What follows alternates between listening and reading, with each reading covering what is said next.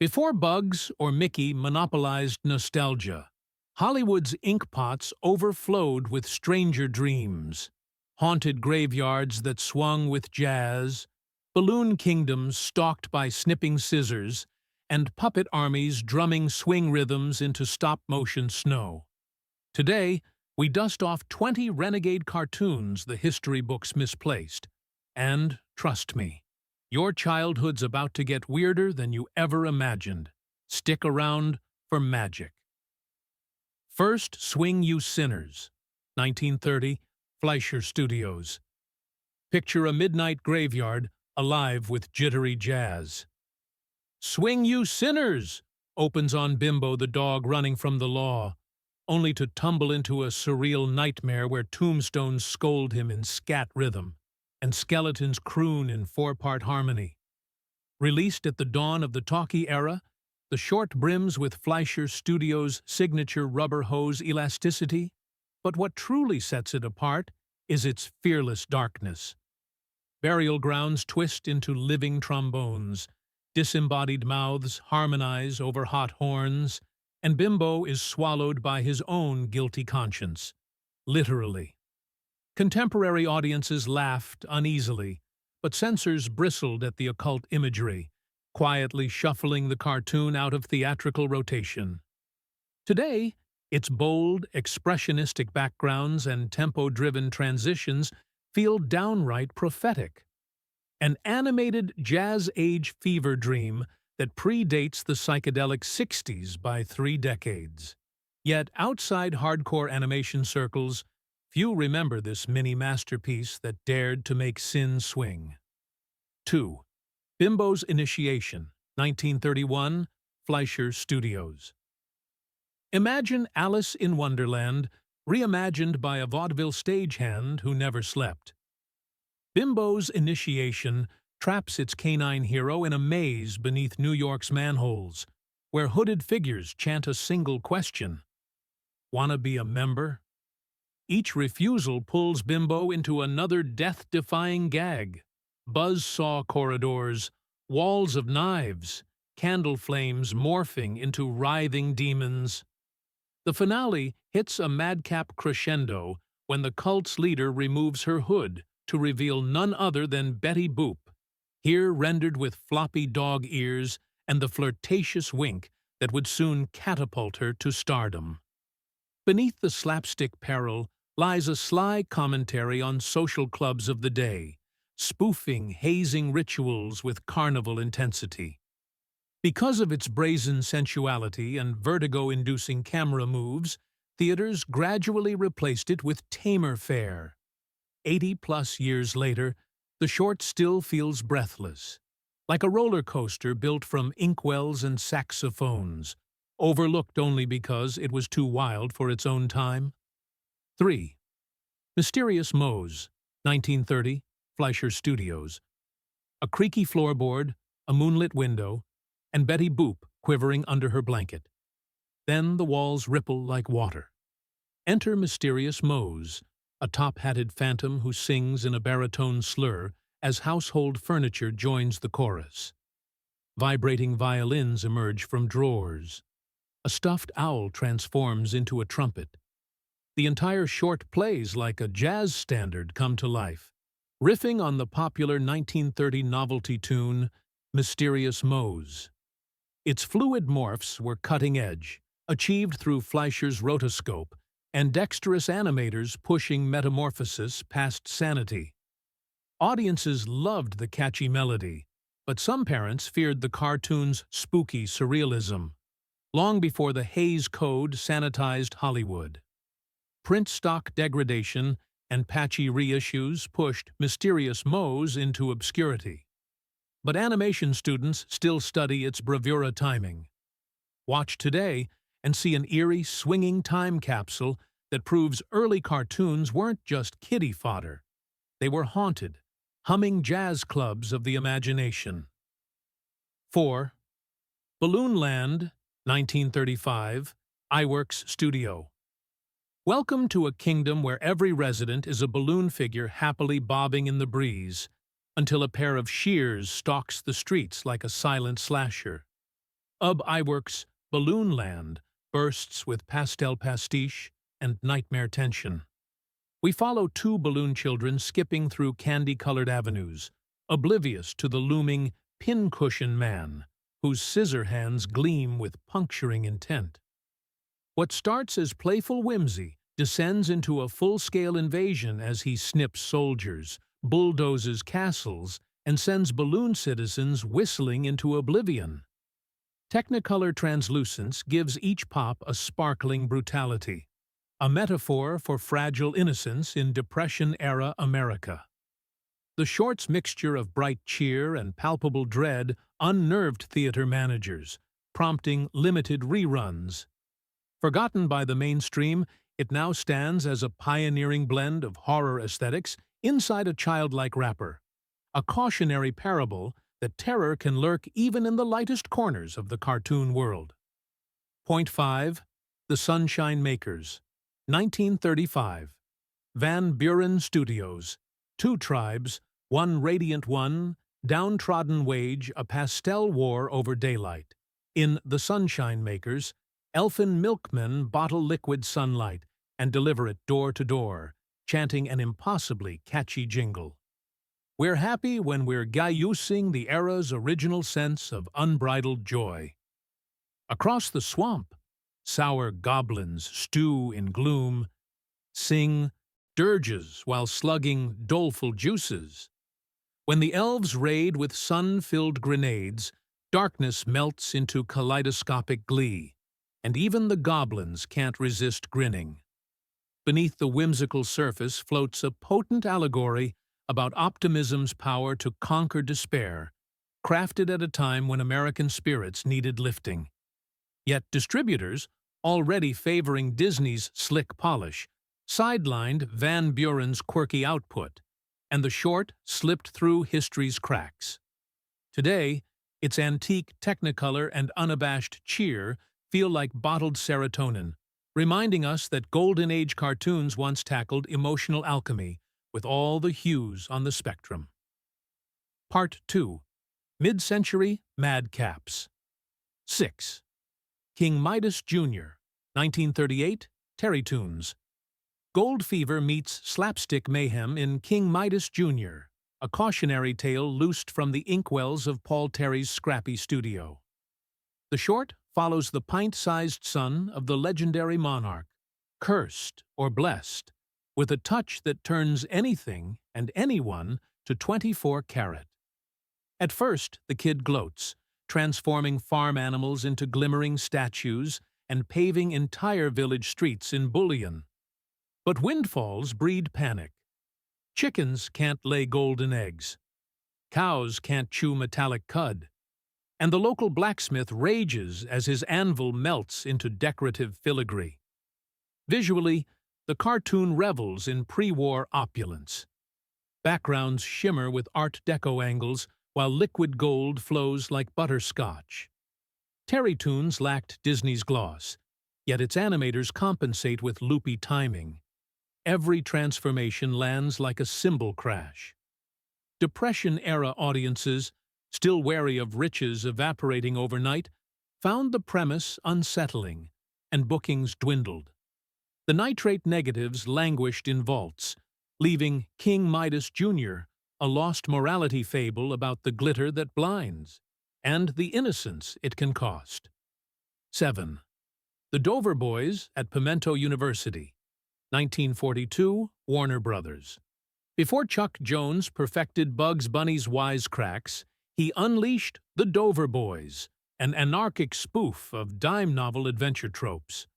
Tom, Dick, and Larry, prissy collegiate heroes in sailor collars, battle sneering black cape villain Dan Backslide for the honor of damsel Dora Standpipe.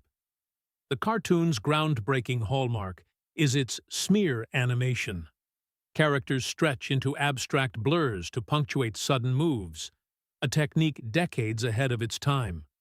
Jones also toys with cinematic grammar, freeze-framing punchlines, and letting narration collide with on-screen chaos. Wartime censors disliked its mock-heroic tone. Too frivolous, they claimed, for an America at war. so reissues were rare. Yet this forgotten 9-minute riot quietly seeded the DNA of modern satire, from TV's Animaniacs to meme culture's rapid-fire irony. Revisiting it now feels like discovering the rough draft of sarcasm itself, hidden beneath layers of dust in the Warner vaults. Porky in Wacky Land, 1938, Warner Brothers. Imagine Salvador Dali crash landing in Looney Tunes territory. Porky in Wacky Land is that surreal. Porky Pig journeys to Africa in search of the elusive dodo, only to enter a land where logic dissolves on contact. Trees wear derby hats, clocks melt into puddles, and a creature labeled one-half hops on a pogo stick made of its own tail. Director Bob Clampett peppers every frame with grenade-burst gags. A rubbery saxophone screams when squeezed, and the dodo itself morphs into a tuxedoed showman riffing on vaudeville one-liners. Contemporary critics praised the anarchy, but later distributors deemed the African setting too bizarre and the pace too frenetic for Saturday morning reruns. Consequently, one of animation's wildest masterpieces slipped out of rotation. Watch today and witness a proto-psychedelic odyssey that proves classic cartoons could out-weird anything the counterculture dreamt up 3 decades later. 9. Scrub Me Mama with a Boogie Beat, 1941, Walter Lantz. Set in, then swiftly banned from many Southern theaters, Scrub Me Mama with a Boogie Beat is a complicated relic of swing-era Hollywood. Animator Walter Lantz envisioned a musical romp in a riverside washhouse where jazzy rhythms shake the laundry off clotheslines. Buckets transform into tom-toms, washboards double as snares, and suds fly in syncopated blasts. Yet the cartoon traffics in exaggerated black caricatures typical of its time, prompting civil rights groups to protest within weeks of release. Universal yanked it from circulation, and for decades it remained entombed in legal limbo. Historically, the short captures an electric fusion of music and motion. Pre-rock grooves drive every bounce, spin, and splash, foreshadowing MTV's beat-matched editing style. Its legacy, however, is tangled, both a testament to animation's kinetic possibilities and a cautionary marker of racial insensitivity. Forgotten by the mainstream, it now sits at the crossroads of scholarship, controversy, and raw artistic experimentation. 10. The Little Match Girl, 1937, Screen Gems, Columbia. Hans Christian Andersen's bleak winter fable finds unexpected warmth in this delicately animated tearjerker. Snowflakes swirl across multi-layered panes as a destitute girl lights matches to fend off the cold, each spark blossoming into pastel visions. A Christmas tree that glitters like stained glass. A roast goose pirouetting atop silver trays, her late grandmother's embrace rendered in soft, ethereal glows. Columbia's Screen Gems unit employed pioneering backlighting techniques, giving the matches flickers an almost three-dimensional radiance against charcoal night. While Disney pursued winsome optimism, The Little Match Girl embraced tragedy head-on, ending with the child's passing into a heavenly drift of snow-soft petals. Depression audiences found it too heartbreaking for repeat matinees. Exhibitors quietly retired it in favor of lighter fare. The print later languished in archives, its sorrowful beauty eclipsed by happier holiday cartoons. Rediscover it now and feel the quiet power of animation that dares to confront mortality with shimmering grace. Part 3. Stylistic Revolutions. 11. The Magic Fluke, 1949, UPA. Picture post-war Hollywood still dazzled by Disney gloss when a group of upstarts at United Productions of America unveil a cartoon that looks like a modern art poster set in motion. The Magic Fluke reunites the eternal frenemies Fox and Crow, this time battling over a violin whose every note can conjure physical miracles. Clouds crack into confetti. Skyscrapers bend like tuning forks. Entire color fields pop on and off like stage lights. What makes the short historic is what it rejects. Lush realism. Instead, backgrounds flatten into pastel blocks. Characters snap from pose to pose, and music does the emotional heavy lifting. This radical, limited animation cuts costs but also births a bold graphic language that mirrors the era's jazz LP covers and ad illustrations. Audiences of 1949, raised on rounded realism, felt whiplash. Columbia pulled the Fox and Crow series after a handful of releases, leaving the Magic Fluke orphaned in vaults. Yet its DNA later pulses through the Pink Panther, 60s TV bumpers, even today's vector-smooth web shorts. Forgotten? Only because it was so far ahead that the mainstream is still catching up. 12. Gerald McBoing, 1950, UPA. A child who can't speak words, only sound effects, should have faded into novelty. Instead, Gerald McBoing becomes a manifesto. Adapting Dr. Seuss's radio tale, UPA strips away outlines, props, even shadows, letting negative space breathe between every pop and bowing. Gerald's parents fret in Art Deco silhouettes. Schoolmates ridicule him across minimalist playgrounds painted in two-tone washes.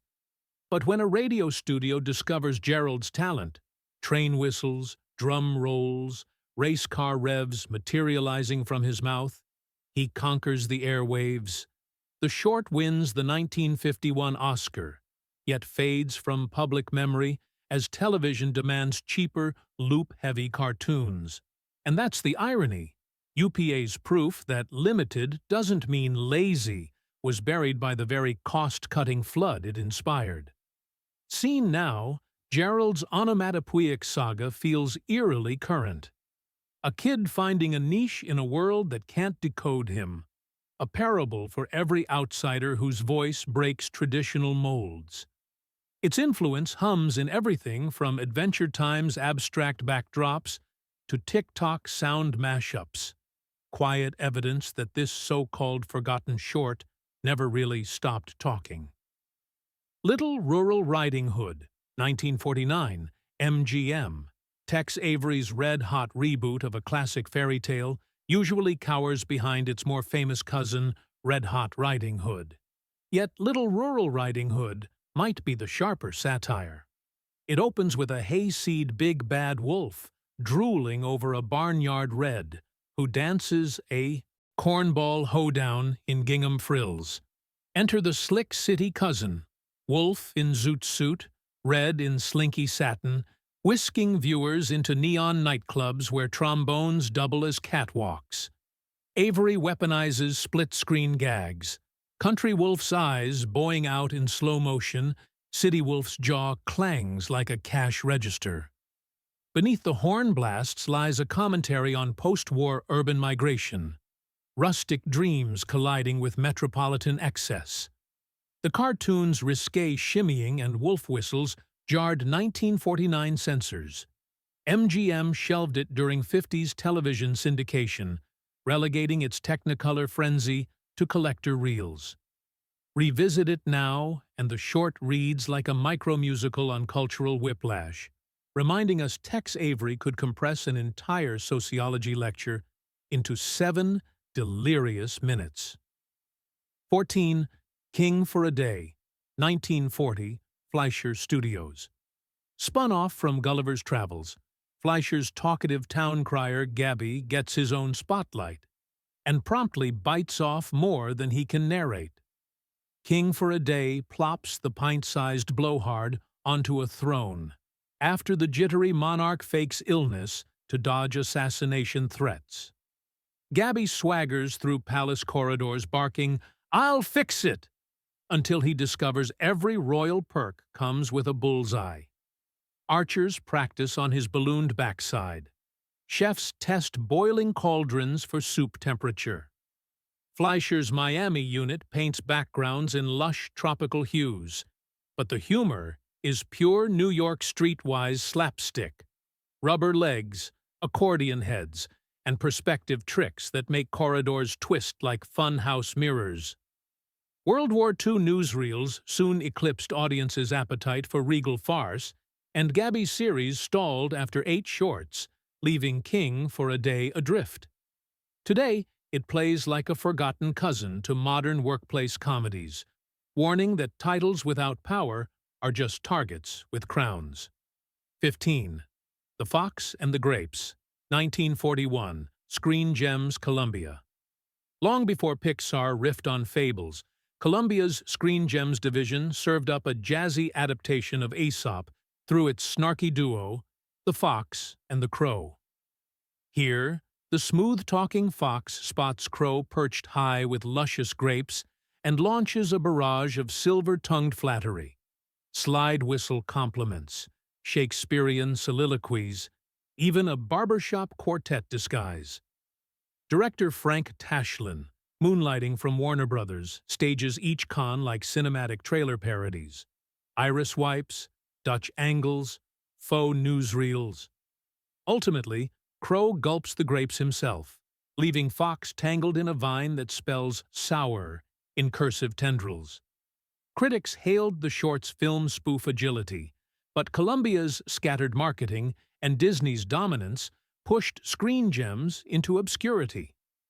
The Fox and Crow series petered out, and this sophisticated gem vanished from Saturday morning lineups. Watch it now, and you'll spot the proto-DNA of Looney Tunes meta-humor and Tashlin's later live-action comedies. A sly reminder that Hollywood's forgotten vineyards still ferment potent wit. Part 4. Strange Stop Motion, Symphonies and Technicolor Twilights. 16. Farmer Alfalfa's Prize Package, 1936, Terry Toons. Long before television sitcom dads bungled household chores, Terry Toons' crusty farmer Alfalfa set the bar for lovable incompetence. In Prize Package, he receives a mysterious crate labeled "Handle with Care," only to discover a rascally kangaroo that treats the farm like its private boxing ring. Cows vault fences, chickens perform feathered pirouettes, and a bemused mule becomes an unwilling jump rope. Terry's animators revel in elastic timing. Each kick launches Al 3 beats after impact, creating a comedic echo that keeps viewers forever half a second ahead of calamity. Unlike Disney's idealized agrarian Americana, this short paints country life as a whirligig of chaos held together by baling wire and stubborn optimism. Depression-era audiences chuckled, but theater owners, inundated with anthropomorphic animals, shuffled the film to matinee B slots.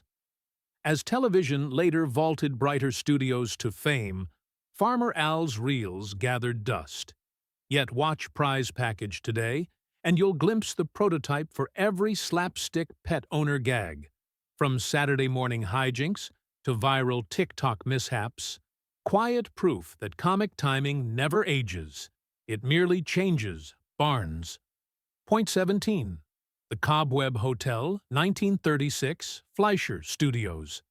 If Alfred Hitchcock ever directed a cartoon, it might look like The Cobweb Hotel. Fleischer Studios swaps bouncing jazz for creeping dread, inviting audiences into a gothic inn woven entirely from spider silk.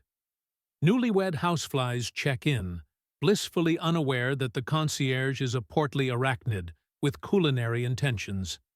Backgrounds stagger between Art Nouveau elegance and sepulchral shadow, while Max Fleischer's multiplane camera glides down silky corridors like a tracking shot from Rebecca. The score, strings plucked like scuttling legs, ratchets tension until the flies stage a miniature uprising, fashioning sewing needle lances and bottle cap shields. Though the short champions courage, over carnage, its claustrophobic veneer unnerved 1930s parents seeking lighter fare. It soon slipped from holiday reissue packages, eclipsed by chirpier fare like Gulliver's Travels.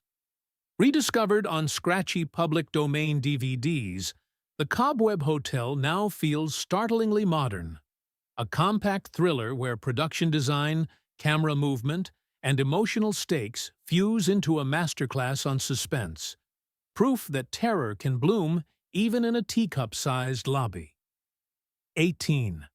Rhythm in the Ranks. 1941. George Pal Puppetoons. War drums echo through a snow-dusted toy shop as tin soldiers march in perfect stop-motion lockstep. But one renegade drummer can't resist swinging outside the rigid cadence, his sticks tapping syncopated bursts that scandalize the regiment. Welcome to Rhythm in the Ranks, where George Pal's revolutionary puppetoons blend music and miniature choreography with jaw-dropping precision. Every frame is a sculpture, each drum beat a sculpting tool reshaping the story's moral spine. Individuality versus conformity. When the drummer's jazzy flair ultimately thwarts an invading army of ice devils, animated shards of frosted glass, authority concedes that creativity has strategic value. Released months before America entered World War II, the short offered an allegory of disciplined freedom that felt dangerously progressive. Studio brass, wary of unintended political readings, limited promotional push. As stricter budgets killed labor-intensive stop-motion, Rhythm in the Ranks vanished from kiddie reels. Today, its dazzling puppet animation prefigures everything from The Nightmare Before Christmas to contemporary 3D printing artistry, a forgotten roll call where each toy trembles with the pulse of living jazz. 19. John Henry and the Inky Pooh, 1946, George Pal Puppetoons. Few Golden Age shorts harness folklore with such tactile reverence. Crafted from hand-carved wooden figures, John Henry and the Inky Pooh retells the ballad of the steel-driving man pitted against a coal-spitting steam drill.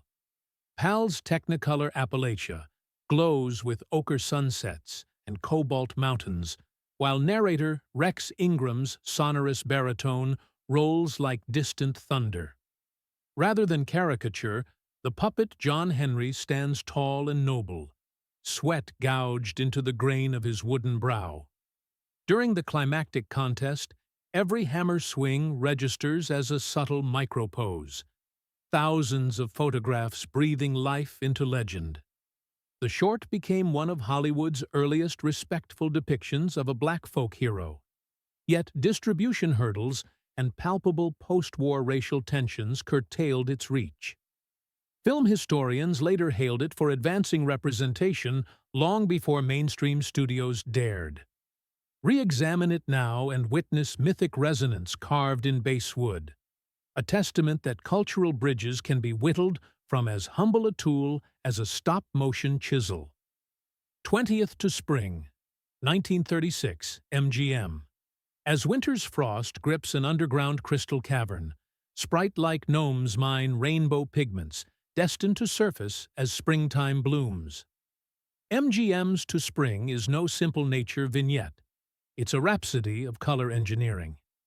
Each gem the gnomes crush releases clouds of powdery hue, turquoise mists drifting into royal purple veins captured through the studio's early experiments with saturated Technicolor dyes.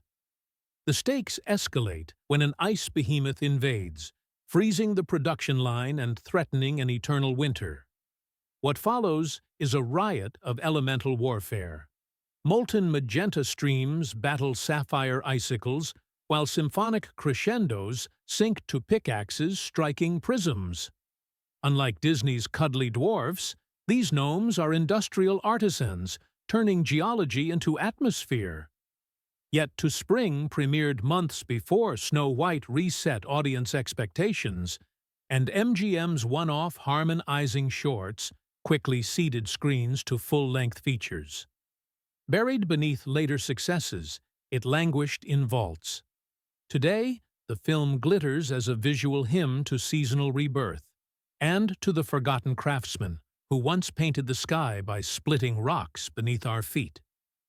And that completes our journey through 20 shadows of celluloid, rubber hose, and sculpted wood. Forgotten cartoons that once dared to stretch art, satire, and emotion beyond the edges of their reels. If these hidden gems stirred your animation appetite, share the love, drop a comment, and let these lost voices echo once more across the digital skyline.